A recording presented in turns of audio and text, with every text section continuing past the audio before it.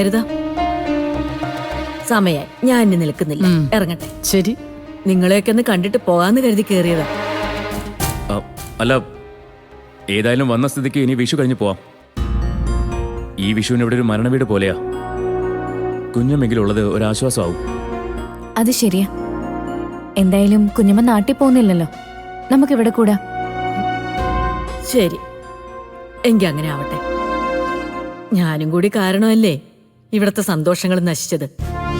എന്നാ പിന്നെ നിങ്ങൾക്കൊപ്പം ആ സങ്കടത്തില് ഞാനും പങ്കുചേരാം. ആയിക്കോട്ടെ, അത് ഞാനെടുക്കാം. വാ.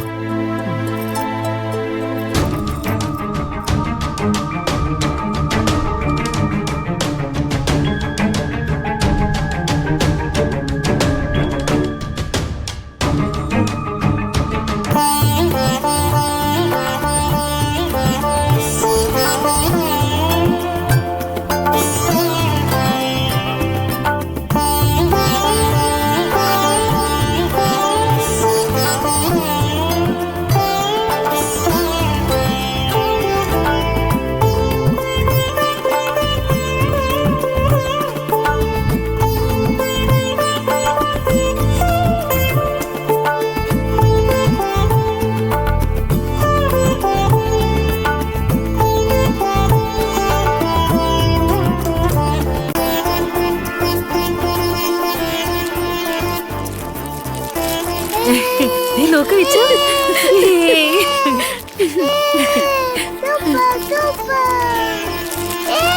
അതെന്താ നോക്ക്.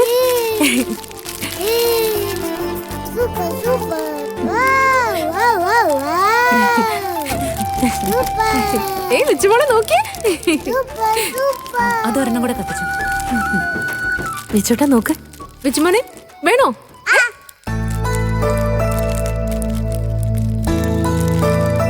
എടീ, ഇന്ദ്രനിങ് വന്നോളും. നീ വന്ന് മക്കളുടെ കൂടെ കൂട്, അവരൊന്ന് സന്തോഷിക്കട്ടെ. അവര് സന്തോഷിക്കല്ലേ ചേച്ചി.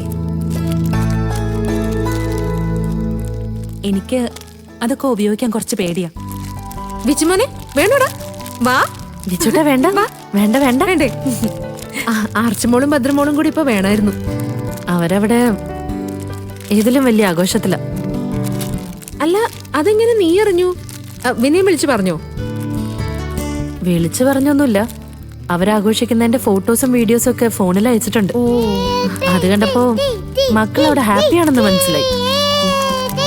അതുകൊണ്ടല്ലേ ഞാൻ ഇവരോടൊപ്പം കൂടാൻ വന്നേ.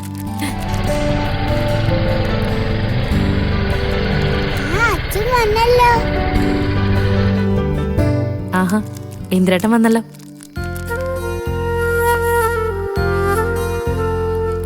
വിച്ചോട്ടാ, ദേ അച്ഛൻ വന്നല്ലോ. അനു,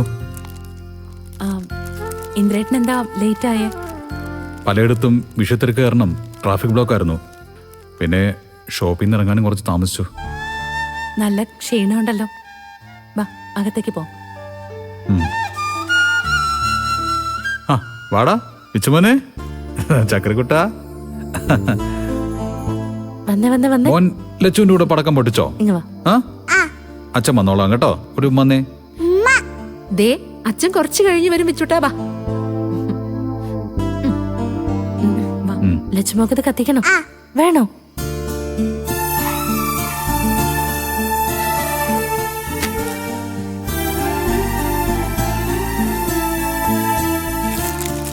ഇന്ദ്രൻ വലിയ മാനസിക പ്രയാസത്തിലാണെന്ന് തോന്നുന്നല്ലോ ചീരു. അതെ ചേച്ചി, അനുചേച്ചിയുടെ ടെൻഷൻ കണ്ടപ്പോഴേ എനിക്ക് തോന്നി. ദേ, പിടിച്ചോ.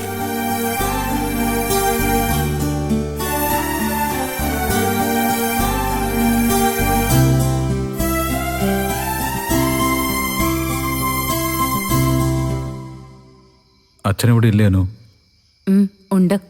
അച്ഛനിപ്പോ പഴയ ഉത്സാഹവും സന്തോഷമൊന്നുമില്ല. മുറിയിൽ കിടക്കുവാണെന്ന് തോന്നുന്നു. ഞാൻ വിളിക്കാം. ഏയ് വേണ്ട, അച്ഛൻ റെസ്റ്റ് ചെയ്യട്ടെ. ഞാനിവിടെ ഉണ്ടല്ലോ. അച്ഛൻ വരുമ്പോൾ കാണാം.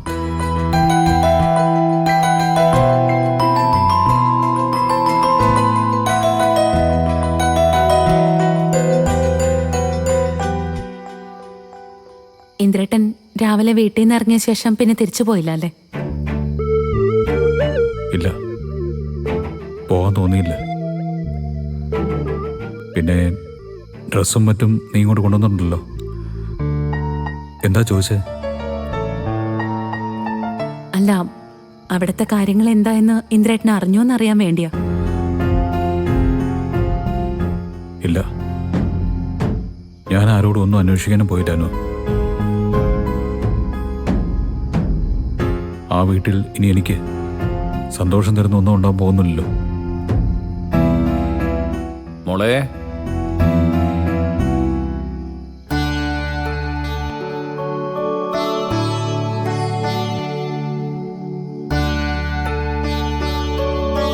സന്ധ്യയായിട്ടും വരാത്തത് കണ്ടപ്പോ ഞാൻ വിചാരിച്ചു ഇന്ദ്രൻ ഇന്ന് വരില്ല.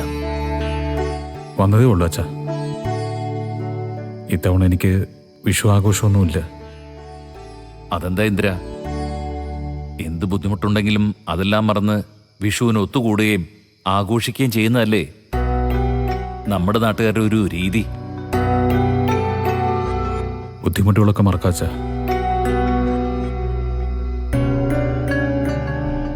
പക്ഷേ സ്വന്തം അമ്മ മരിച്ചു പോയാ ഒരു മകന് വിഷു ആഘോഷിക്കാൻ പറ്റുമോ?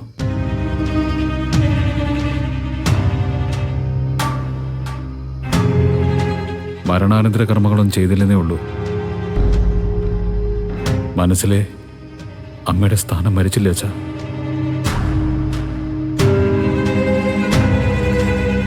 ഇന്ദ്ര, പെറ്റമ്മ എന്ന സ്ഥാനമല്ലേ നഷ്ടപ്പെട്ടിട്ടുള്ളൂ. സുശീല ഇപ്പോഴും നിന്റെ വളർത്തമ്മ തന്നെയാ. എന്റെ മനസ്സിലെ അമ്മ, ആ അമ്മയ്ക്കൊരു സ്ഥാനമേ ഉള്ളൂ. ആ അമ്മയാണ് പോയത്. ഇനി ആ സ്ഥാനത്ത് വേറെ ആർക്കും സ്ഥാനമില്ല. അങ്ങനെ ഒരാളിപ്പോ ഈ ലോകത്തില്ലെന്ന് കരുതി ജീവിക്കാൻ പഠിക്കണം. ഇന്ദ്ര, മോളെ, ഇന്ദ്രൻ ഇത്രയും യാത്ര ചെയ്ത് വന്നതല്ലേ, അവനൊന്ന് കുളിച്ച് ഫ്രഷ് ആവട്ടെ. നീ ഇവന്റെ മുറിയിലേക്ക് കൂട്ടിക്കൊണ്ടു പോ. വാ വാ ഇന്ദ്രേട്ടാ, ഡ്രസ്സൊക്കെ മാറണ്ടേ?